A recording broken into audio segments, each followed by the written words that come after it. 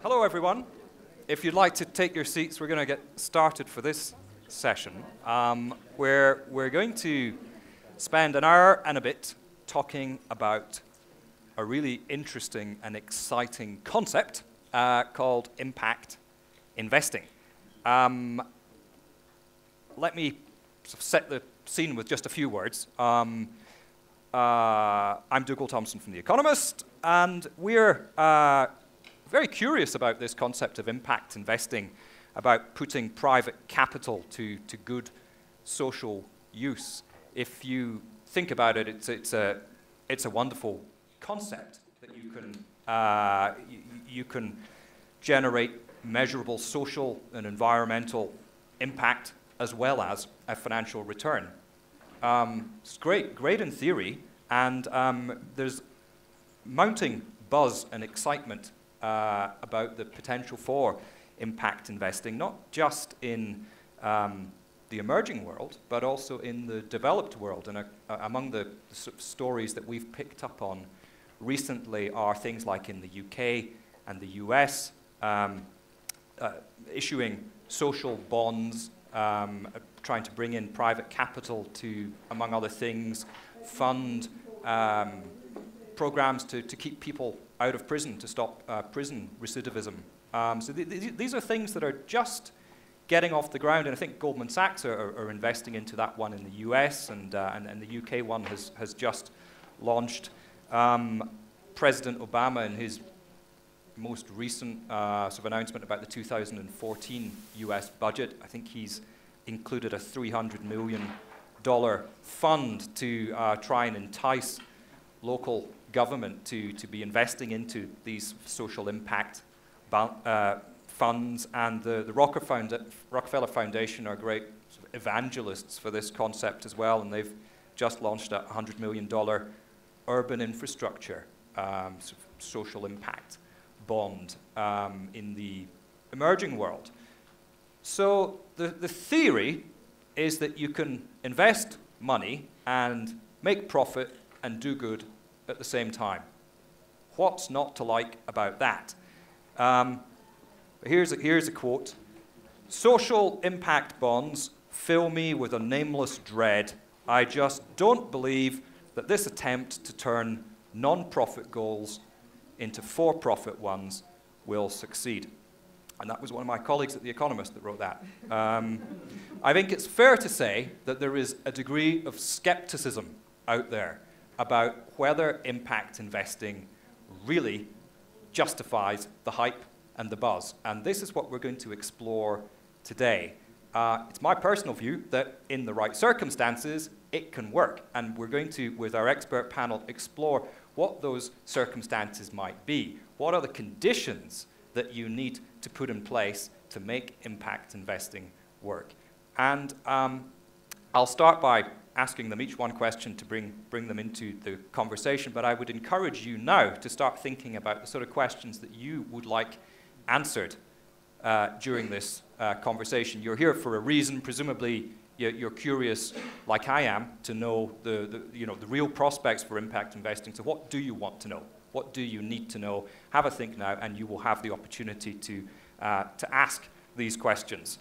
We'll include as much dialogue and interaction and conversation from you as we possibly can in the time that we've got available.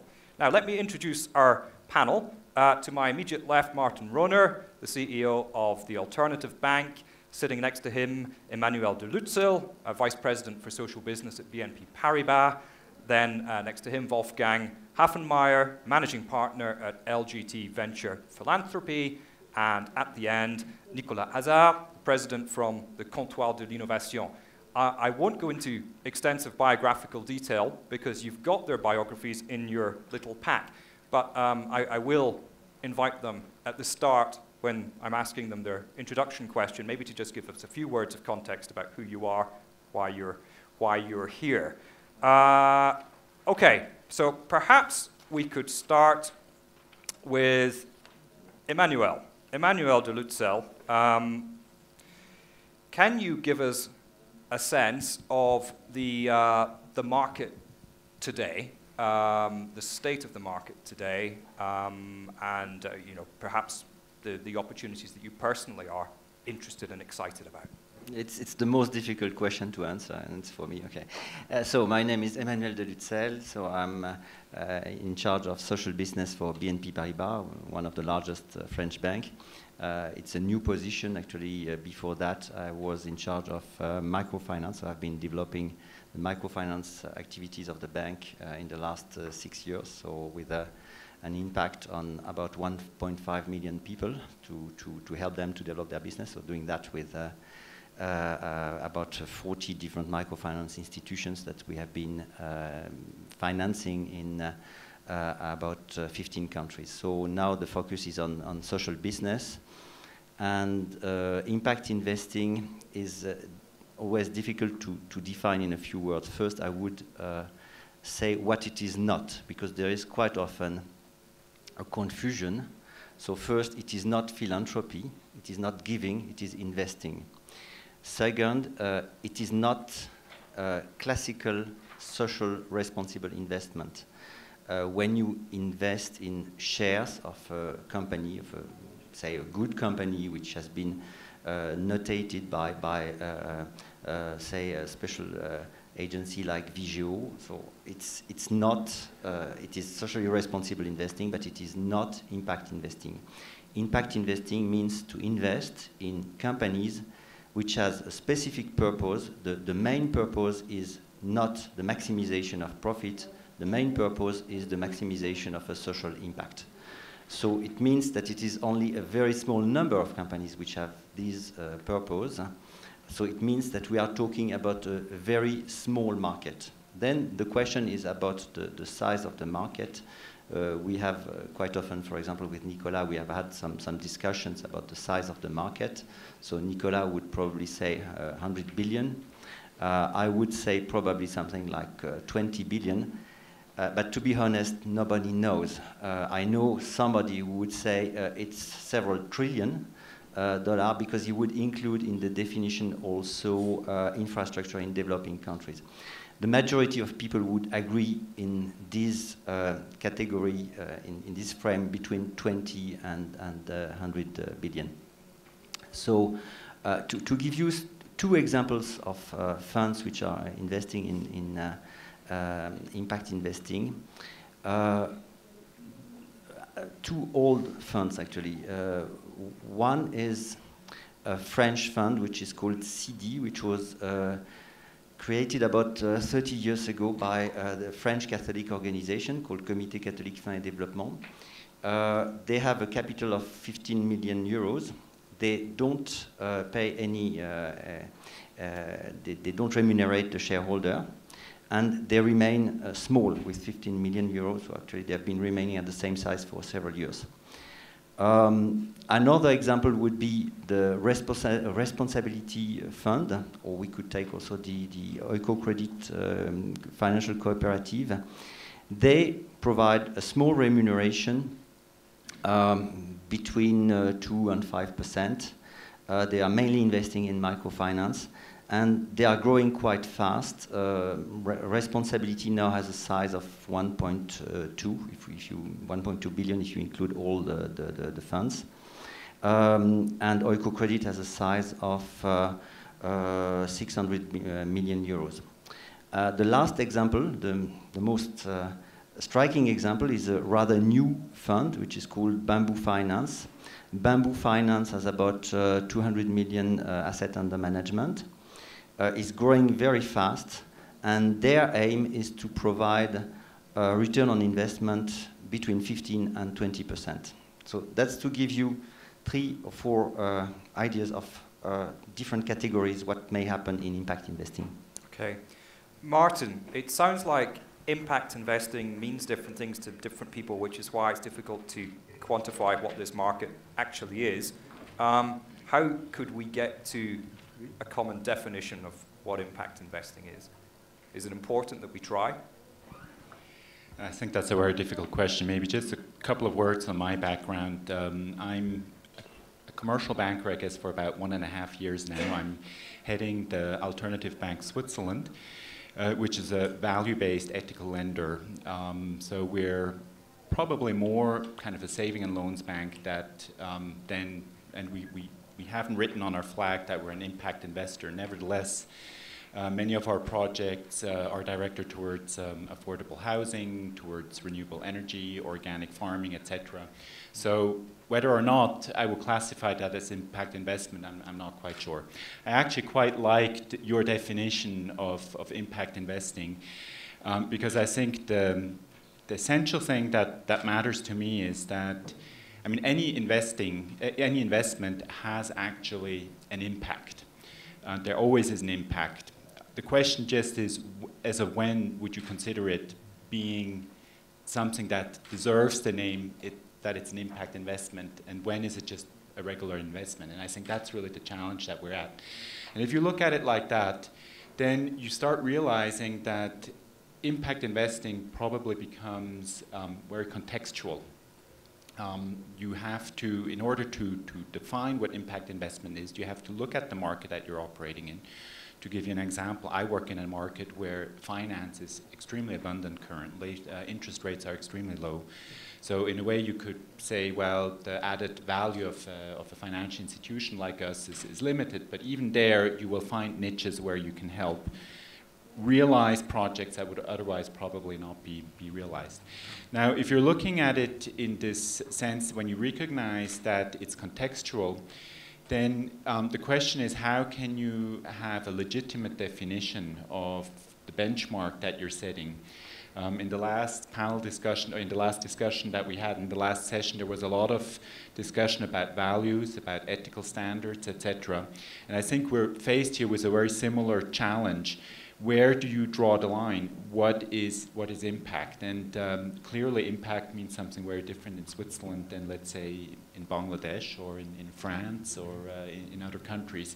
And so probably the way to go, in my opinion, is that you develop a stakeholder dialogue around where you want to set that benchmark, and only like that you will be able eventually to actually prove that you are having an impact that goes beyond the impact that you would have in a normal investment. Mm-hmm. Okay, thank you.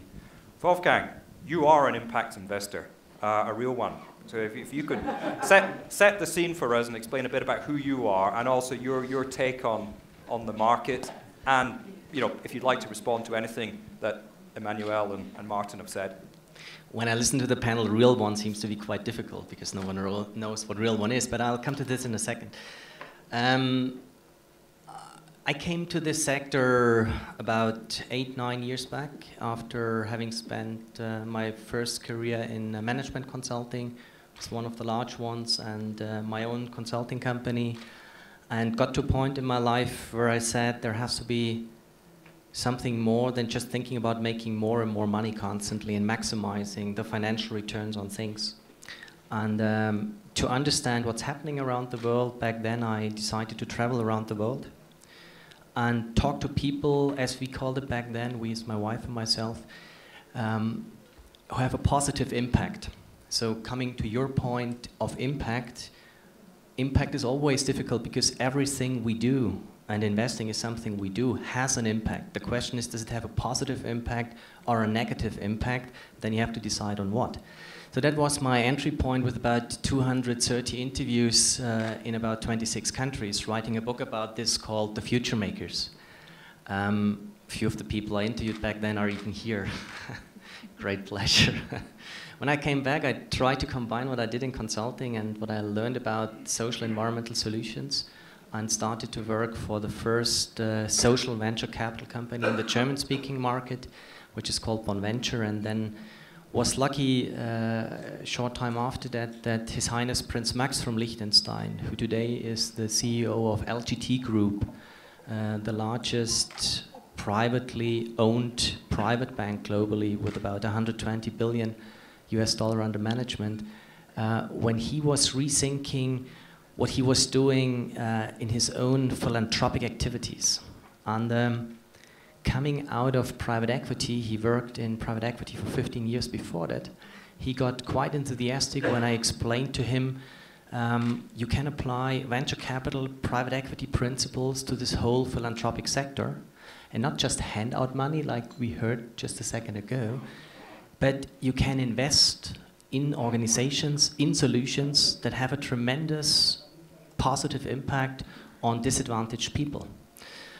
And so not really knowing, I think, how that would pan out over the next couple of years, we started about 6 years to build a global team, which is today called LGT Venture Philanthropy.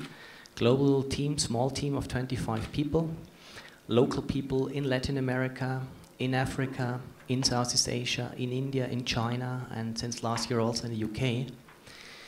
People who are all out there to identify young, strongly growing organizations that benefit disadvantaged people, who help invest in solutions around education, around healthcare, around water, renewable energy, agriculture, nutrition. So that's basically my background. That's what we do. We today do it not only for the princely family, but we do it for about another 20 to 30 clients, most of them ultra-high net worth families who want to create a positive impact more efficiently and more entrepreneurial than they used to do in their philanthropic activities. Now, coming to this whole field of impact investing, with which, yes, I would agree, is a growing field, a maturing field, and there's a lot of open questions. But I think I'd like to address a few of the comments which we've heard here. Douglas said his colleague is not sure if impact investing will succeed.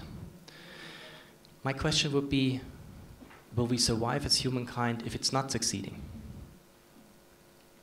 Because you can frame the discussion like it was framed here, but you can also frame it differently. You can say, if impact investing is defined as investment activities which have a positive financial return and a positive, measurable social environmental return, if that's what impact investing is, then all other investing activities which go for a positive financial return, which are not impact investing, would then have a negative social environmental return. Now, if the majority of our investments on this planet has a negative social environmental return, then we see exactly what we see today, what we heard about last night, that we're destroying our own basis for living.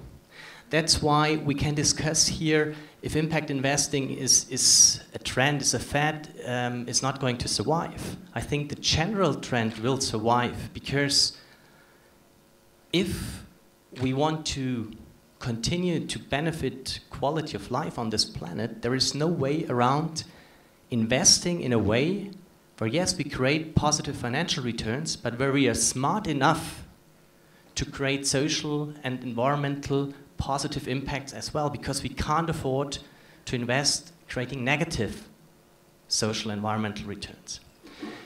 If then we define impact investing in this combination of positive financial and social environmental returns, this whole notion of impact investing being just another asset class becomes obsolete, because then in the end it's a question of how to transfer the investment activities from the traditional way we have been doing it over the last couple of decades or even more into impact investing. And then that means that in all asset classes which we currently observe, we find players who try to go into this direction, some in a more extreme way and some to a less extreme way. And we've heard examples of the microfinance industry going into this particular asset class. We've heard you talk about bamboo finance, and there you can see the difficulty. Bamboo finance is a combination of a microfinance institution, which is about 150 to 160 million of their assets under management, and a private equity / venture capital company who tries to create positive impacts, which is about 40 to 50 million of their assets under management at the moment. So two different asset classes even within bamboo finance. And in this alternative asset class, private equity venture capital, a lot of this impact investing activity started.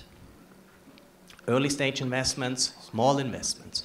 But what we've seen over the last, I would say, 3 to 5 years is that in more and more asset classes, impact investing opportunities are created. We heard about the bond market. I think that's a very special bond market, the social bonds, but there is other bonds which people think about. We see real estate products which are coming to the market. We see products in all different asset classes which try to have this combination. And just a small comment on your definition. No one in the impact investing space says it's maximizing social environmental returns. But it says a combination of positive social environmental returns, which are measurable, and positive financial returns. And this combination is different for each asset class and is also different within an asset class depending on whom you're targeting. We have very often this notion impact investing comes out of philanthropy. And why is that? Because a few people who are active, like ourselves, specifically target less advantaged people with all of their investments. And that looks like coming from a philanthropy mindset.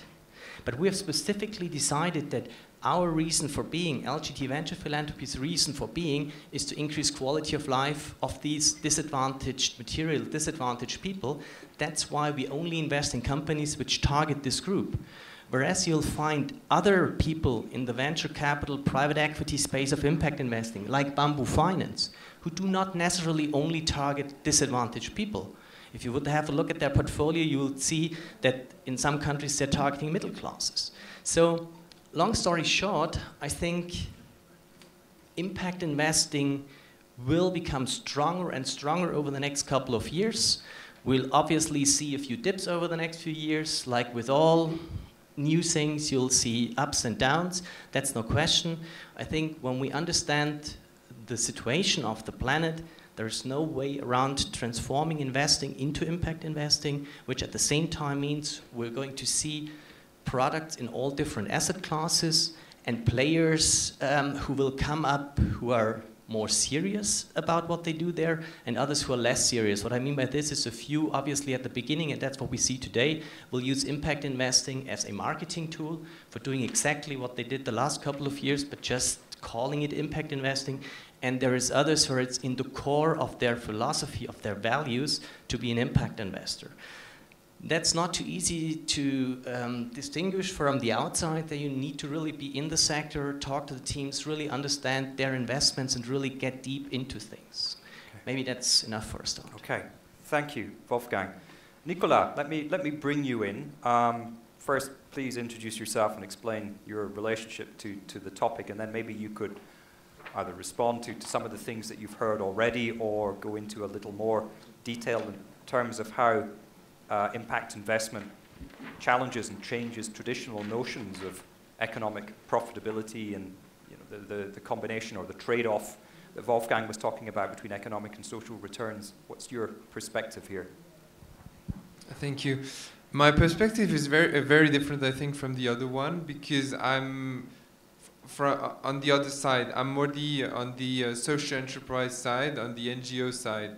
Let me introduce you how I get to the Comptoir de l'Innovation. It's because I'm also a vice chairman of a company called Groupe SOS. Groupe SOS is a French social enterprise.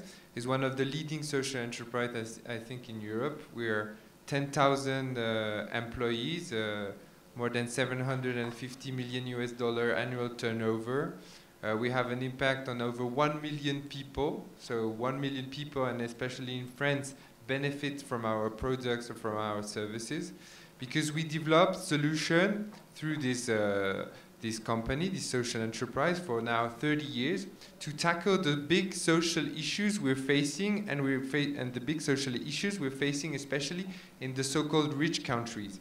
So we try to find economic-based solution for fighting against unemployment, especially for very young people, but also finding solution for elderly people. Aging is a big issue in our societies. Finding issue about education, about health, about housing, and so on. So we try through our activity, and now for 30 years, to develop these kind of activities. And And we consider ourselves as an enterprise, even if our legal status on the top is an NGO, but globally we're an enterprise because we don't really benefit. We're really based on economic solution, and we really try to find business-based models. But we try to find this solution, and we have this commercial activity for now a long time, but we had lots of difficulties to develop and to grow, because we haven't been able for years to have the financial opportunity and the financial tools and the money to develop our activities, because we went to see our bankers and the classical bankers, and most of them, I speak 10 years ago, used to say, social enterprise, it's not it's philanthropy, it's not economically, it's not based on economics, it's not based on a revenue model and so on, so we're not going to finance you. And we had really difficulties to make understand to the people that it was possible to have an economic model while having a strong social impact. So having being profitable, even if we're not very, very profitable, but a little profitable, and having a strong impact on lots of people and trying to tackle lots of social issues. And it's how we came to Le Comptoir de l'Innovation, that is an impact investing fund that I created 3 years ago. Le Comptoir de l'Innovation is the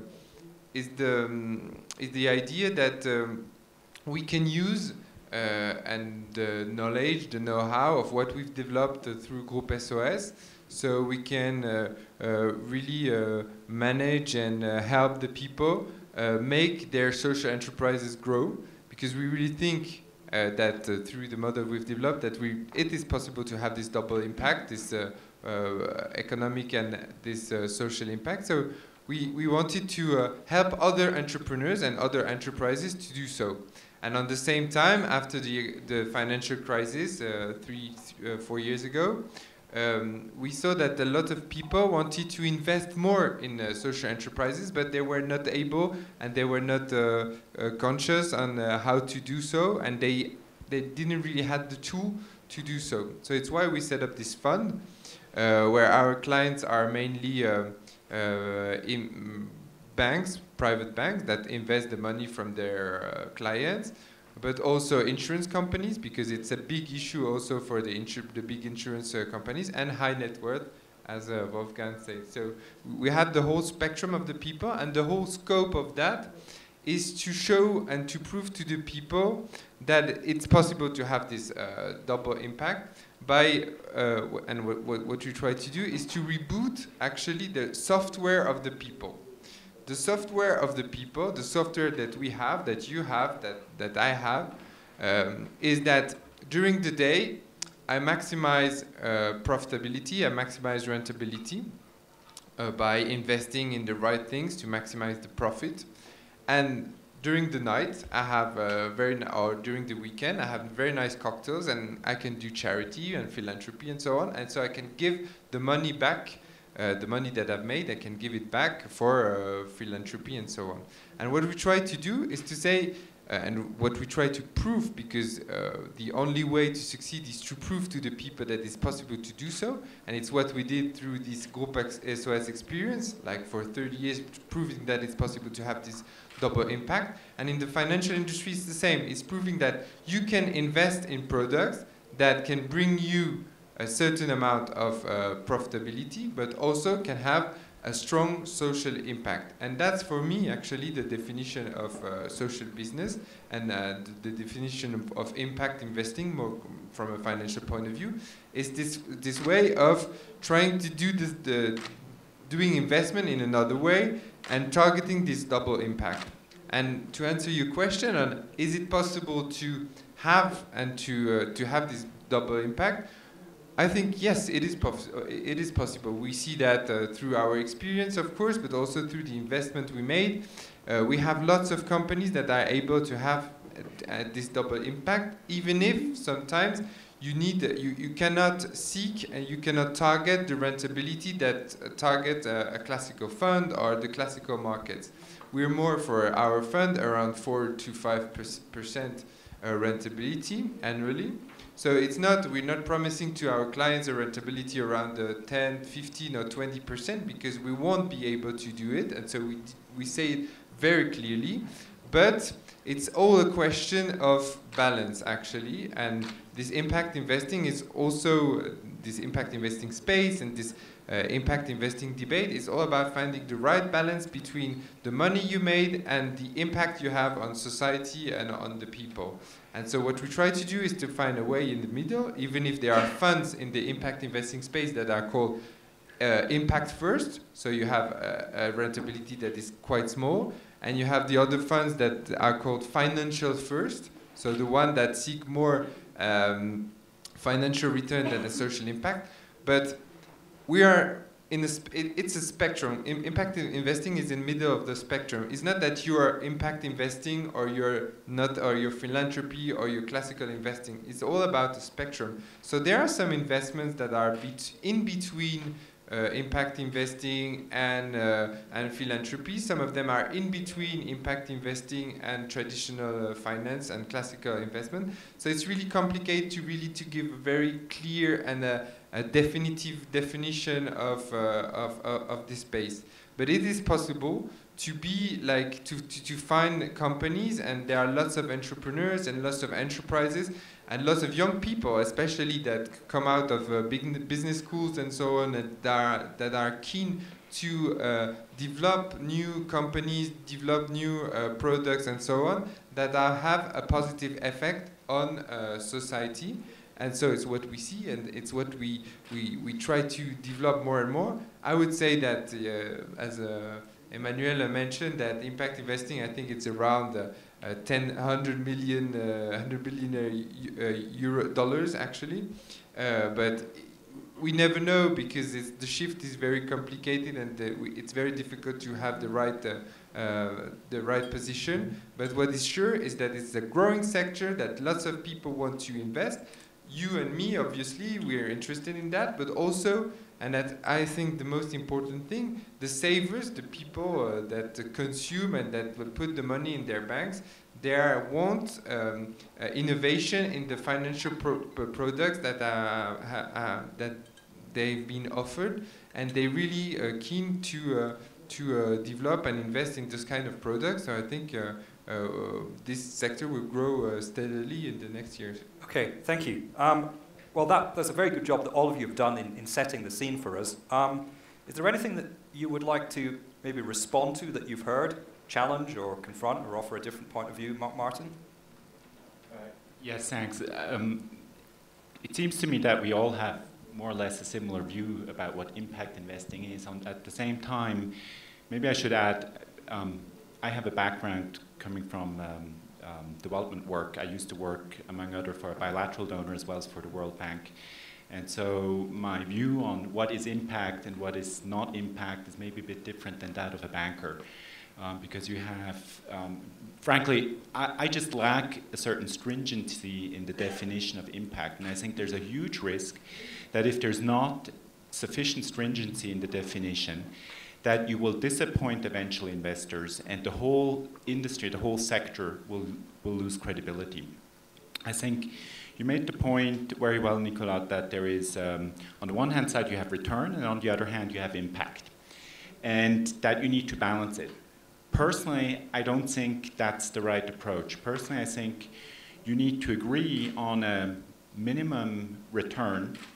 It can be very modest, for example, maintaining your capital plus inflation, and then you try to maximize impact.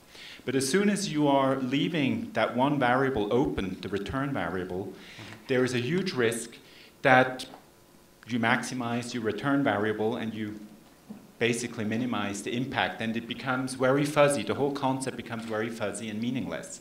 And I think that's really, my criticism isn't going towards the great work which is being done by the social entrepreneurs which are receiving the money, but my criticism is more about how banks apply this whole concept, how they interpret it. Maybe another dimension that wasn't mentioned here.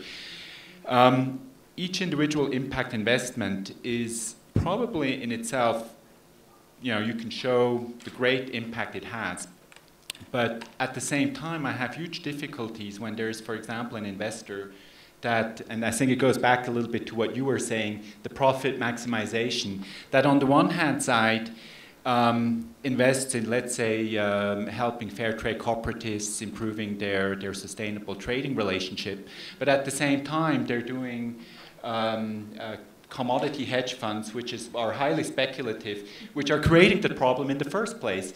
So I think that's where the criticism comes from vis-à-vis the banks. I think the banks have to be more honest and more transparent. What is their ambition? How do they measure it? Have they first cleaned up their act in the core business before they enter into the impact investing, etc.? I think there are a lot of concepts which today are not answered yet. Okay. Yes. I fully agree with you concerning the question of the importance of transparency and definitions. And on this point, there are three aspects that impact investing could learn from microfinance, because microfinance is probably in impact investing the segment which is the most advanced, because it has been existing for something like 40 years, and as impact investment with funds and so on for something like 20 years, even 30 years actually. So I would summarize those three aspects with examples. The first case is question of common definition, and there is a tool which is called CGAP. CGAP is an organization which was built by the World Bank and the donors, generally speaking, to define precisely what we are talking about. So it's more a think tank, it's research.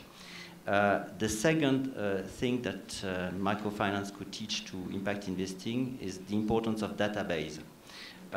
And the example is called Mixed Market. So Mixed Market is a database of 1,200 microfinance institutions. So it means that if you want to invest in microfinance as an investor, you go to Mixed Market and you find in about 100 countries more than 2,000 institutions with really all the data concerning not only the financial data but also the social impact. So it's a very fantastic tool. Nothing like that would exist in social business. If you take a country like France, nobody knows in France, even the Ministry of Finance, nobody knows if there are in France 5,000 or 50,000 social enterprises. And the third aspect would be the importance of the social performance. And here my example is the so-called Social Performance Task Force, which was established, so it's an organization coming from the microfinance world. The Social Performance Task Force was actually launched 3 years ago after the very strong critiques on microfinance. You have heard in the plenary just before the very strong critique, and some of them are justified. So the importance of having tools to measure the social performance. It is very important, but here the difference between microfinance and the rest of impact investing is that we have to address not only one segment, but we have to address the segment of health, the segment of housing, the segment of old people, and so on and so on. So it means we have to define social performance different by sector. But I think there is a growing need or growing conscience about the need for these tools. Okay, Wolfgang, I'd like to... Can I just respond to this? I mean, honestly, when you look at the impact investing industry, there's plenty of these tools existing. And they have been developed, most of them over the last 5 years. You'll find databases like... Well, if there's too many tools, that's another discussion. But I mean, if, again, we come back to the definition of having different asset classes, then in each and every asset classes, you have different ways of doing things, different ways of measuring things, different ways of investing in things. And you cannot compare everything to microfinance just because that's a topic where a lot of people talk about.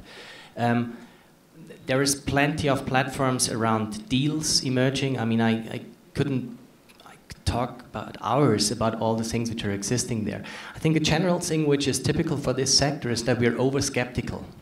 in regards to our own work, and we say we have to do everything before we can continue to do things, as if mainstream business would have figured it all out. I mean, sorry, we're talking about trade-offs. Well, every investment is a trade-off. No one in here knows what is a market rate of return in an asset class. I mean, market rate of return.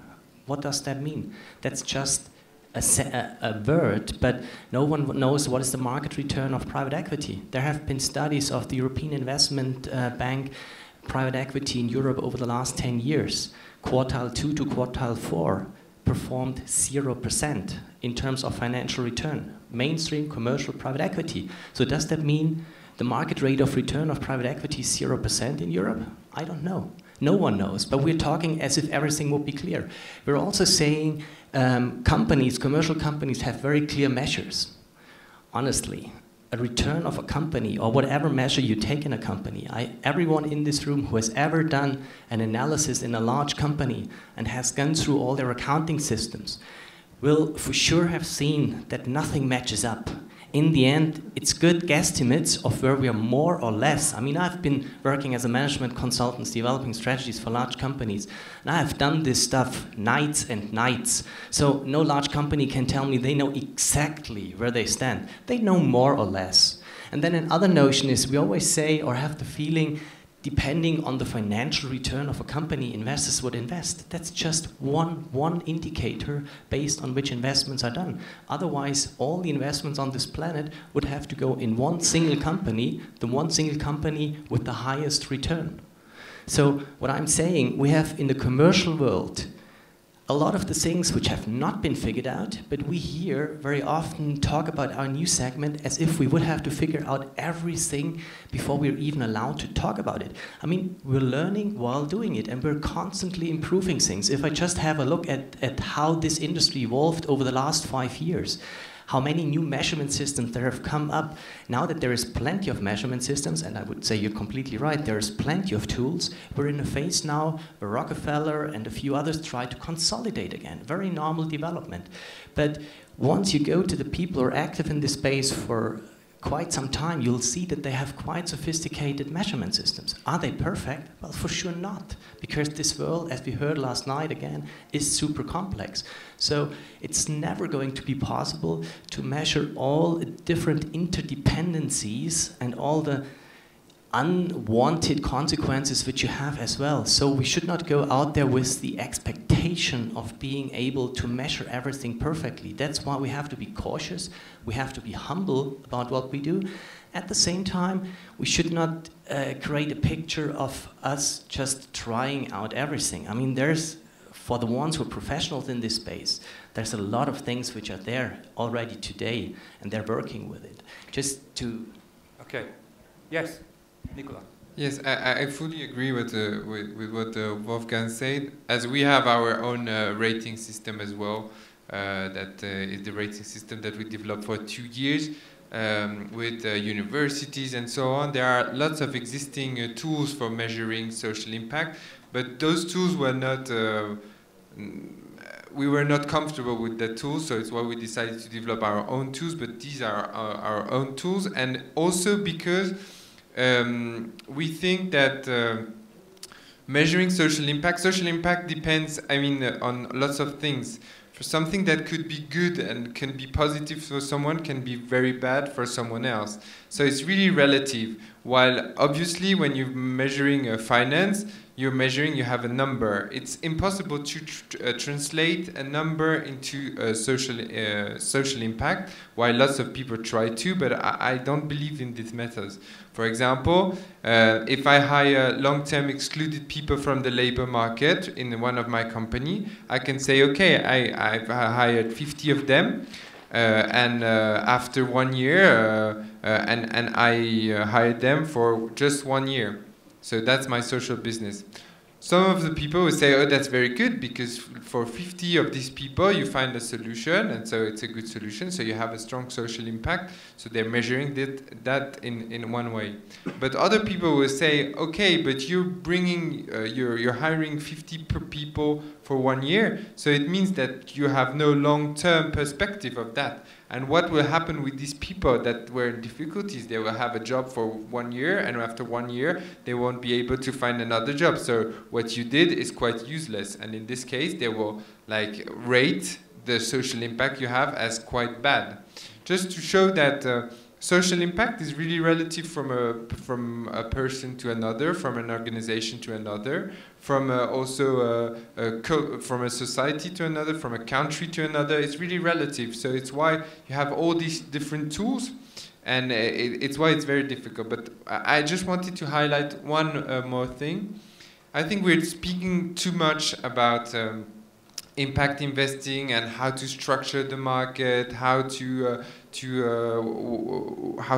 do what kind of new financial products we can develop, the new asset class, and so on. We're speaking a lot about these things, about how we put the money and how we can do and so on. But the most important things to me is how we can help these enterprises and these entrepreneurs to develop, to grow, and to develop models that are able to have this double return. And that's, for me, the main challenge of impact investing, and more globally of social enterprise and social business, is to help these entrepreneurs, because it's not because you put lots of money in a sector that the sector will succeed and that you will be able to develop enterprises that will have this double impact. You need to support, you need to manage, and I know Wolfgang is doing that a lot, I'm doing that a lot as well. It's the hardest part of the job, actually. It's not to put the money, it's not to find the money, because you always can find the money somehow, somewhere. But the most difficult thing is to back and to support these enterprises, these entrepreneurs, to develop models that can be replicable, that have a strong social impact, and that are sustainable on the long term. And that's, for me, the main challenge. Okay, great. Now let's open it up. It's good to see a few hands going up, so we're going to try and get everybody's question answered. I don't know if there's a microphone around, so we've got... Okay, yeah, let's start with you, and then there's a lady with her hand up. Yeah. From the Zermatt. Emmanuel, BNP Paribas, just a couple of questions. Could you expand on the criteria that you use to invest in specific companies or funds, your metrics, your other criteria that you use, and do you invest only in funds or also directly in companies, or both? Who do you invest in? Thank you. So concerning microfinance first, so we started 6 years ago, and 1 year later we started, after defining the business model and the risk aspect, so we invest directly. So it's not a fund, to answer first this question, it's not a fund. We invest from the balance sheet of the bank. And so in microfinance we first defined the risk model, which took about 6 months, and then we thought about the social performance analysis. We have had, so 5 years ago, a first draft, and then we have improved that. We have about 40 different criteria for that. The second aspect, so my new position now for the last 6 months for social business, we are just at the beginning. At the beginning of,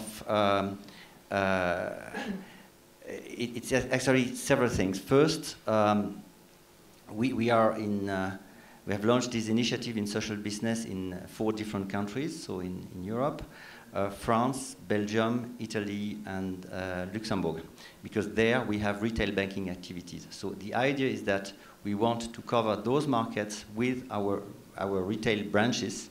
So it's not something which is operated from the head office with just a few specialists. It's really something which is involving the, say, 100,000 people in the network.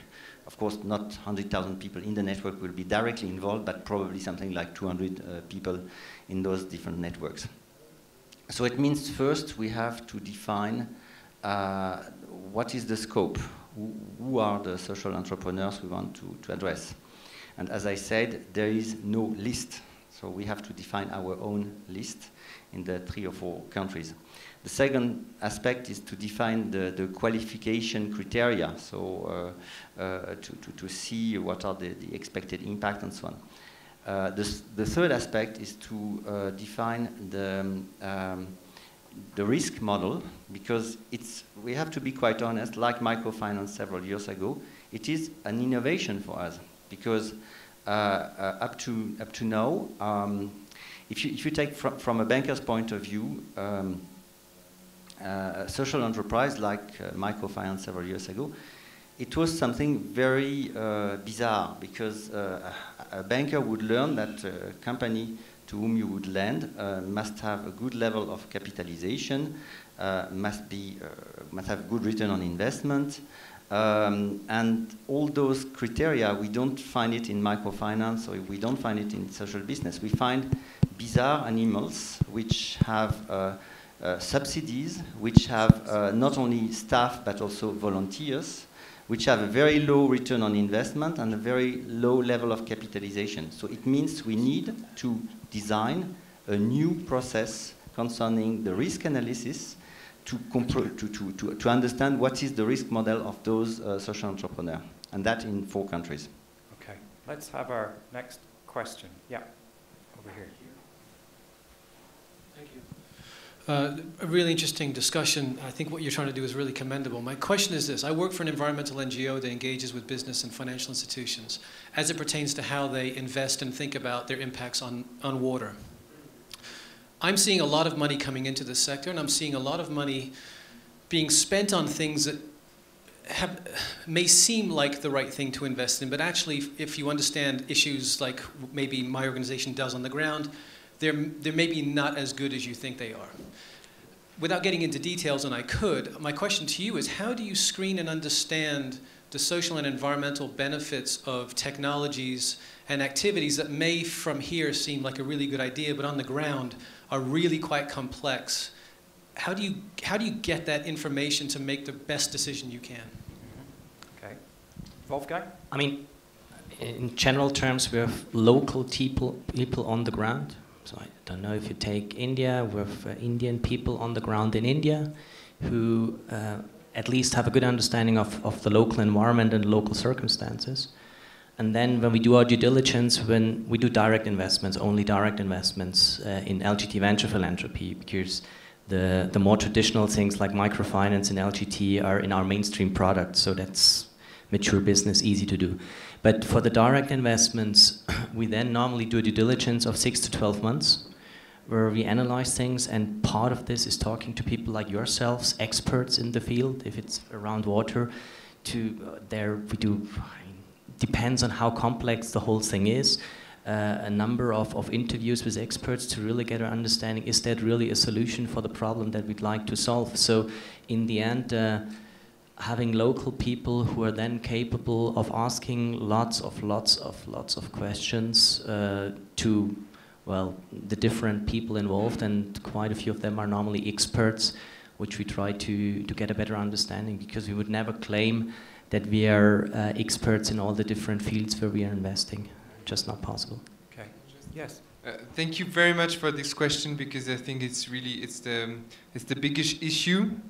The main problem in this sector, and the main problem is that you have all these people from the financial world that now feel bad after having making lots of money, and they want absolutely to be to be saved somehow, and want to work in this industry, and are absolutely sure that they know exactly what are the good solutions for the poor people, even if they live in very fancy areas and they've never seen a poor person in their entire life. And that's, I think it's the worst thing, and it's the most perverse thing I've seen in this sector. So I think we need to be very humble on that. And there are people that are working for years and years that are called the social workers, for example. The people are in the field, that in the contact with the population, and that really know what are the good things to do and what are the not the good things to do. There's a sentence in French, but I think it's the same in English. It's like the hell is paved with good intentions. Mm-hmm. So, but it's exactly like this. The people think that they're going to do good, but actually sometimes it can hurt people, and that's true, especially in the developing world, where we have projects that are really insane. And it's what we try to do by doing this impact investing fund, for example, is that the people that analyze the social impact not the financial impact, but only the social impact, that measure, that rate the social impact of the companies that we're targeting, are social workers, are only social workers and specialized in every field, whether it's health, education, and employment, and so on. And I think it's the key of success of fund and of impact investing. Martin, anything you want to add to that? How do you make sure you're not investing in projects that are totally insane? Well, I think this is really a key issue, and I'm, as I said before, I'm a newcomer to the financial industry, and I come from the development work, and what I observe is that bankers, they're really good in looking at individual projects, looking at business plans, looking whether the financial return is right. Of course, they will talk with different stakeholders, but just in as far as that to make sure that their investment is going to be safe and sound. But what is lacking is actually, and that's when you go and look at the portfolios of typical impact investors, they're very random. You know, they're in different sectors, they're in water, they're in energy, they're here and there.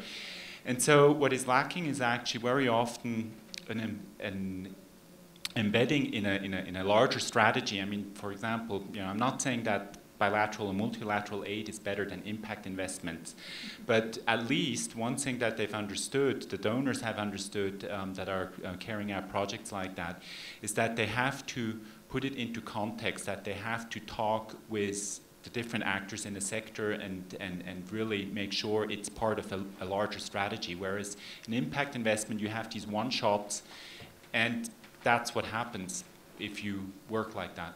Okay. That's one of the risks. It doesn't mean that everything is bad. It's just one of the risks. Next question. The lady over here has got her hand up. Kind of building on what you're already talking about, I'm interested in how, as impact investors, you assess the difference between an impact on talking about social impact, I guess, an impact on a large sector of the population, who are maybe relatively easy to have an impact on, versus an impact on a harder to reach or further down the pyramid sector of the population who are maybe more challenging to have an impact on. So I guess I'm asking, is impact investing and its interaction with philanthropy, traditional philanthropy, leading us towards kind of lowest hanging fruit solutions where we're helping the top half of the bottom billion, or however you want to classify them, and how do we get to invest in making an impact really on the poorest of the poor and the hardest to reach, if we're looking at it in quite a numerical impact kind of framework? Okay, quick word from you and from Emmanuel. For me, it's not black and white. It comes back to what we just heard. It's subjective. And in the end, what's important for me is that we're very transparent when we take a decision, and we really have this discussion with our investors who want to invest, why we invest, what our assumptions are behind, what the impact is which we think is behind. And then what we see in the market at the moment is that there is a differentiation in between the different impact investors, and some of them, take Ignia Fund in Mexico, they're targeting people earning $3 to $8 because they found out that in Mexico, there the margins are just higher than for people basically earning less than $2. Where there's others like ourselves who very often target segments below $2.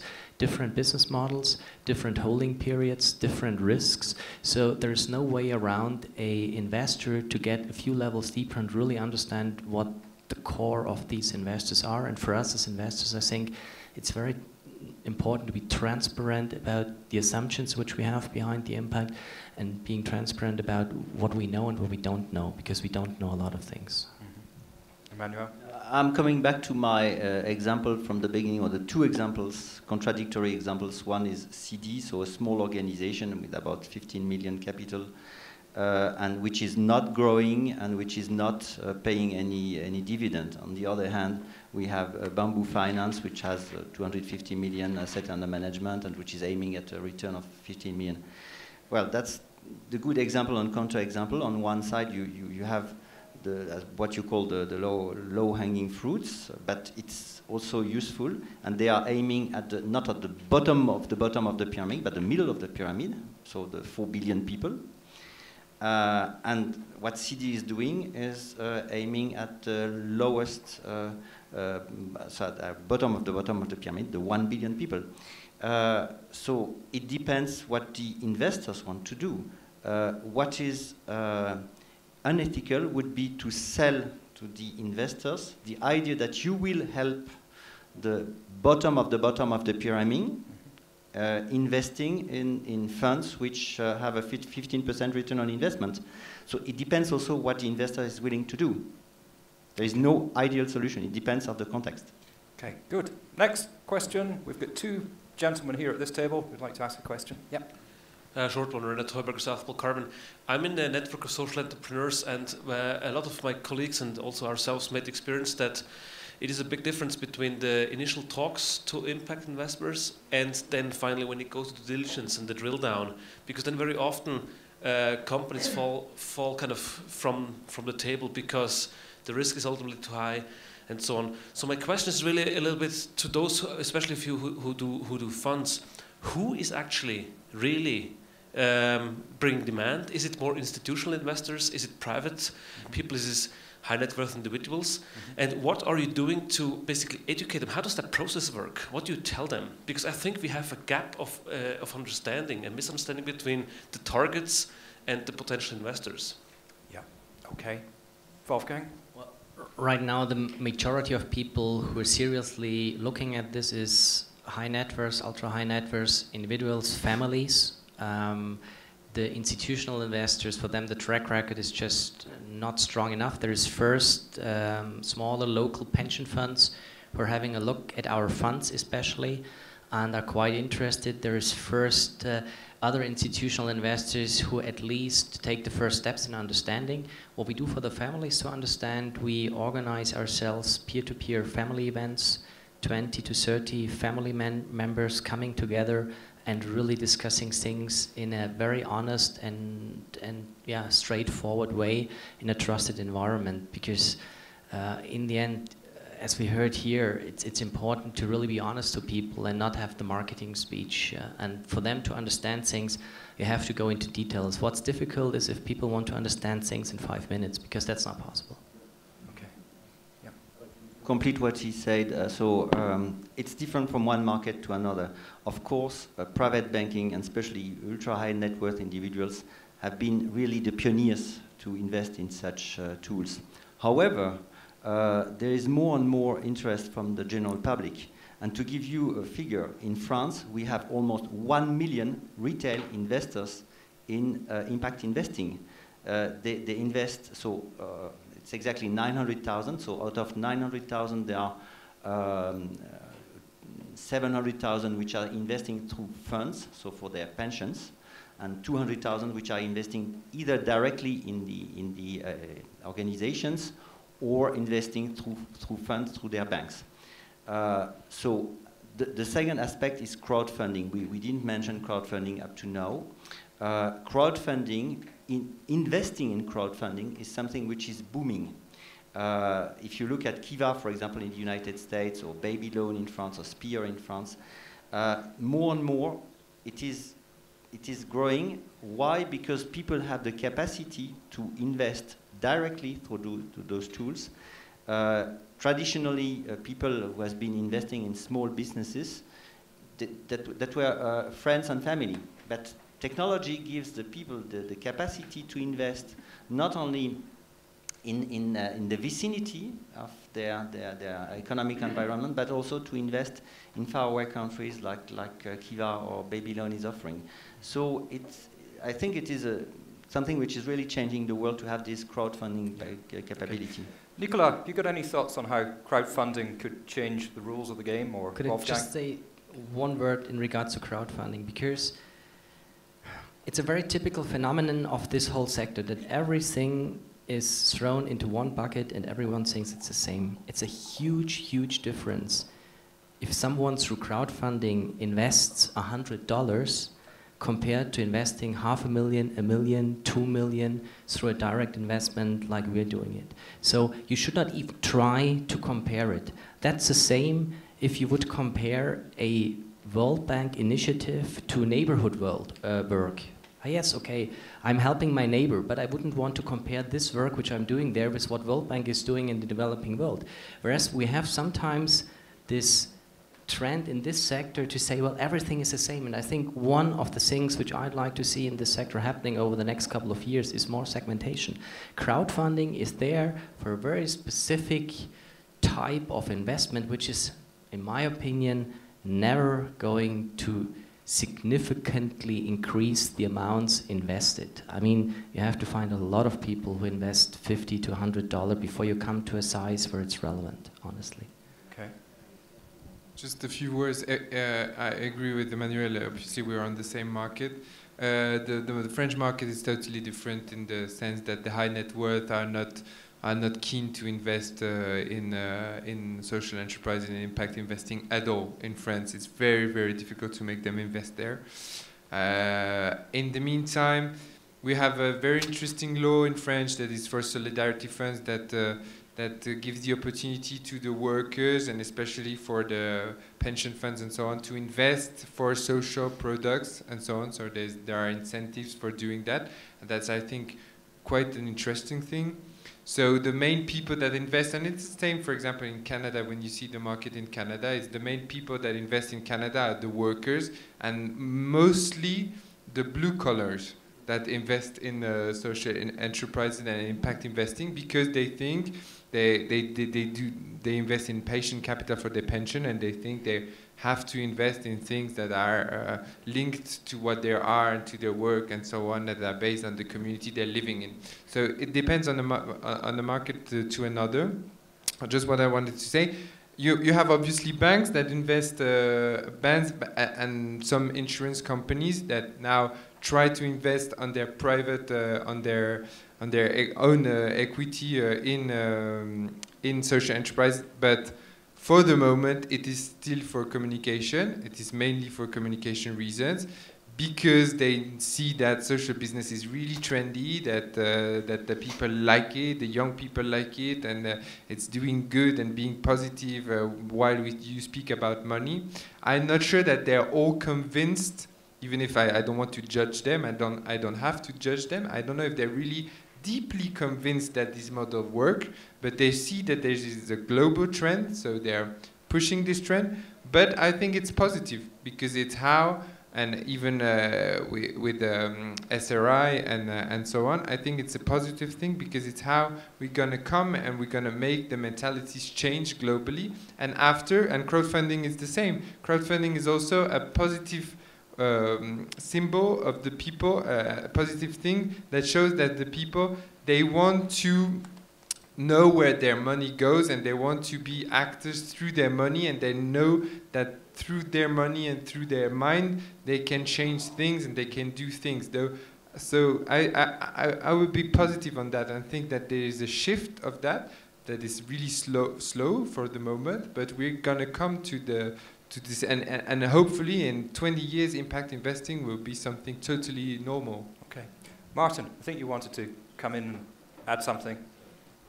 Well, just one final way of also funding this kind of work. In our case, in the business model of my Bank of Alternative Bank Switzerland, what we offer is that depositors, they can forfeit their interest on their deposits, but in return they can actually choose that they want to, for example, support women's projects or organic farming or renewable energy. And then we make sure we invest into that sector. And in order to be accountable, we actually publish all the loans we make, so it's very transparent. How many people, what kind of percentage, opt to do that? Right now, because the interest is so low, it really doesn't make a big difference to most people. And the percentages maybe it used to be a bit more than a third. It was maybe about half. Now it's currently the interest rates in Switzerland are so low, so this is not so relevant anymore. But it used to be very relevant when rates were up at 5, 6, 7%. Okay, great. Next question. Yeah. So, Juan Pablo Cerda from Chile. So in our country, I run a company that we design and implement joint ventures between investment, mining, forestry, energy, and communities, indigenous communities in particular. So my question is an open question for you.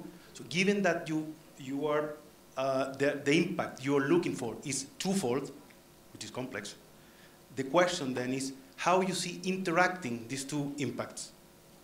First, you see a trade-off, so you have to sacrifice, for example, financial return to make the other impact to grow, or you see them no interacting at all, so you can pursue them together without affecting each other, or third, you see synergies between them. For example, you de-risk your financial impact by, so this will be my open question for you, from your experience, of course. Okay, well, I think we've only got time for one of you to come in and answer that. Who wants to have a go at defining how you see that?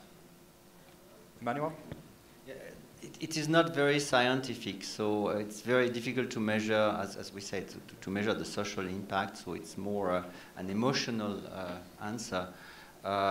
Second remark is that we are investing in debt, so we are not there as equity investors. So it means our return is just a margin on debt, on refinancing costs.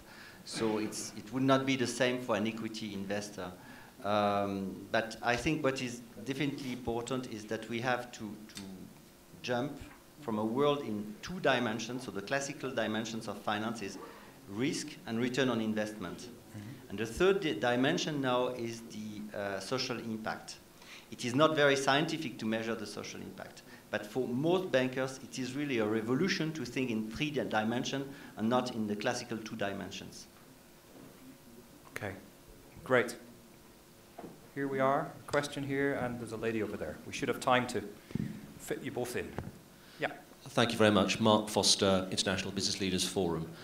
I guess one thing that strikes me as being there's quite a dangerous, I think, assumption maybe underpinning the whole discussion here around this model, which is the assumption that actually the definition of social impact is narrow, and that therefore investing in social impact has a very particular definitional class to it.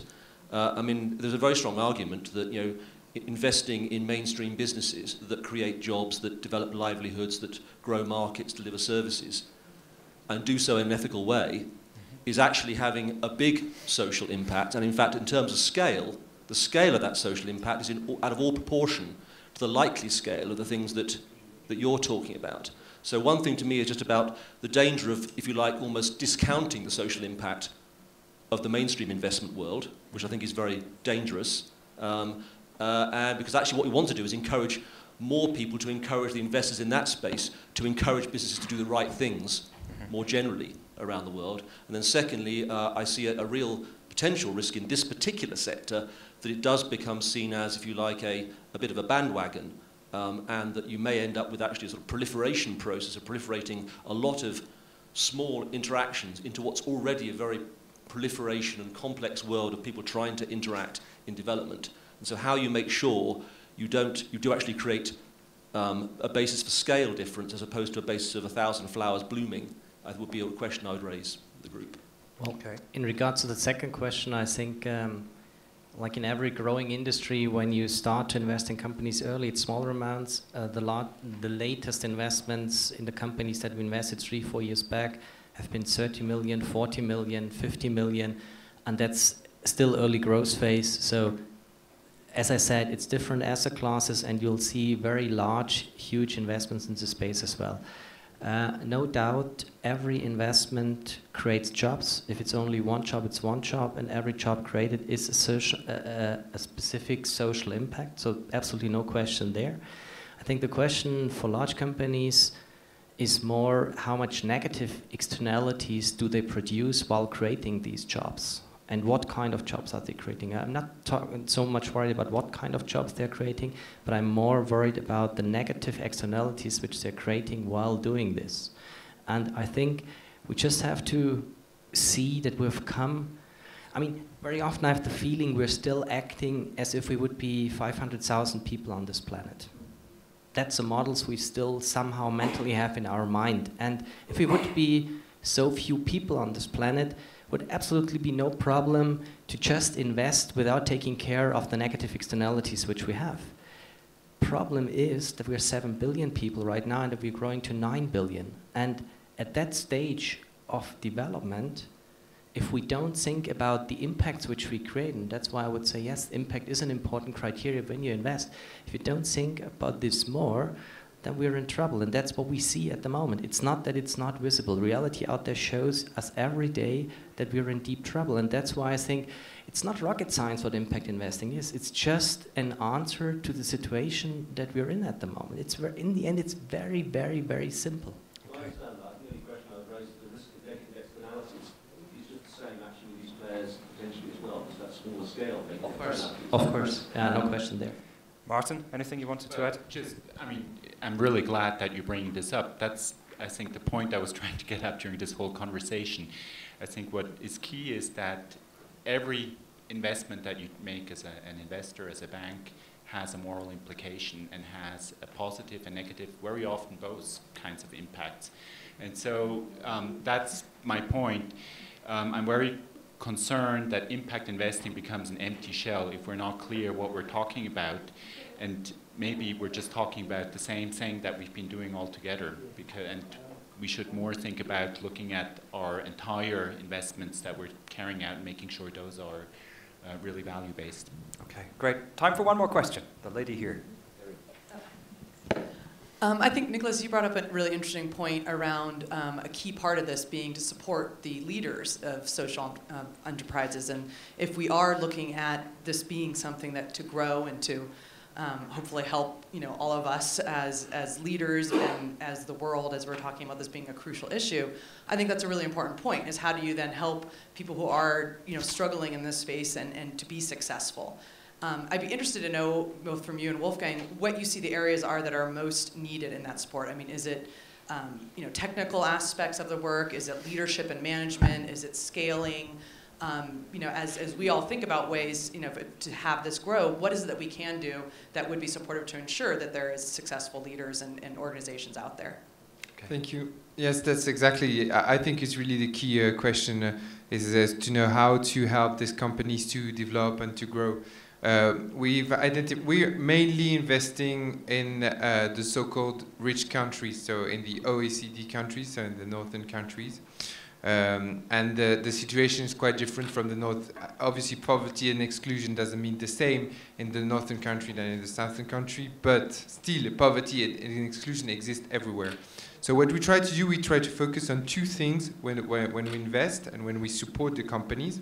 The first one is obviously all the managing part, all the managing of a classical business. And for that, it's very useful to have these ex-bankers, these ex-financial people from the private equity sector that are really useful, that can give an interesting input to help the social entrepreneurs to develop their activities. And on the other hand, it's more a question on the field you're working in and in the social issue you're trying to tackle. And it's where we have a manager and a godfather, how we call them, for each company that we invest in, that is following the company, but really from a technical point of view and from a social aspect point of view. So these people are professional people that work in the industry for 20, 25 years, that are social workers mainly, or doctors, or people like this, that are really helping the company. So we provide this double support, providing the technical aspect from the management point of view, and also the social aspect. For that, just we're trying also to invent new things, because social innovation is key, but I think that we really need to work with technological innovation. And new technologies are really key also if we want to tackle this kind of thing. And we just launched, and I'm really happy of that, 2 months ago, a very new incubator in Paris. It's the first one in Europe that is an incubator where we hire people that are, these geek people, these engineers, the people that invent something, but that try to sell that. So these are people, really genius people from the best universities that invented something really technological, and that try to normally they try to sell that and find a commercial activities. And we, with the city of Paris, with Le Comptoir de l'Innovation, we set up this incubator where we pay 100,000 euros to these people for 2 years, and we incubate them for them to find a new and social application to the technology they invented. Because I really believe that we need all the people of the space. So we work with the people from the social workers, we work with the people from the financial industry, but we work also with the people that invent and that are really keen to develop new things in the technological sector. Okay. A quick word from you, Wolfgang, if there's anything that you wanted to add to that. I mean, it depends a lot on the backgrounds and the skill set which the people have that we work with. As most of them come out of a specific thematic theme where they have found a solution which they want to solve. Very often it's very traditional management skills, be it around financial skills, strategy, operations, supply chain management, where we can inject a lot of our expertise, or we bring in people who can support them then, and that's the very typical thing based on our experience. Okay, great. Now, I've got one final question I'm going to ask each of you, and I'd like you to give us a Twitter-style response by answering in 140 characters or less. What needs to happen, or what do you want to see happen to allow impact investing to take off? Martin, start with you. Every investor, every bank. Every investor, every bank needs to think about the social and ecological implications of what it is doing. And then impact investing becomes the natural way of banking in the future. Okay. Emmanuel? The market is there, so there are a lot of people who need it. There are already a lot of investors, and it is growing. The question is building the infrastructure. It means the intermediaries, like what Nicolas is doing, so to have specific funds, which are Wolfgang is doing, so to have specific funds, to have also social stock exchange. We didn't mention that, but it's very important. To build also the legal infrastructure, because it will be very important to join between the offer and the demand. You need to have intermediaries. Okay, Wolfgang?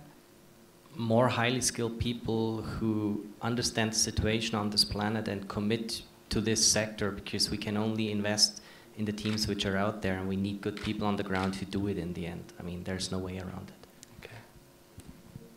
Okay. As it is in the fair trade industry, that people know that what they consume is important and has a strong impact, and so that in the fair trade industry, the people know that what they consume can have a positive impact. So the people that invest, so the savers, also the very small amounts, all the people, all the saver, all the people that invest their money at a certain moment of their life, know that they can have the choice and they can choose between two products. One can have a very strong social impact, a better one than another one.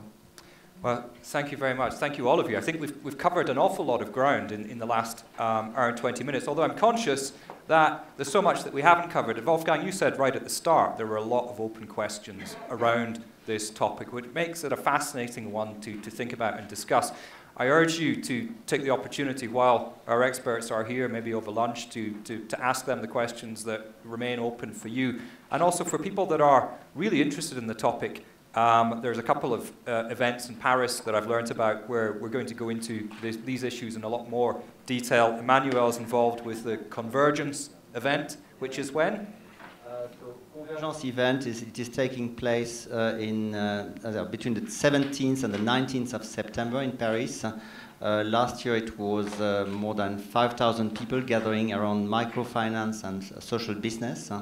And it's very interactive, so you are welcome to come to Paris for this event. Great, and you told me about an event that Nicolas is involved with, Impact Square.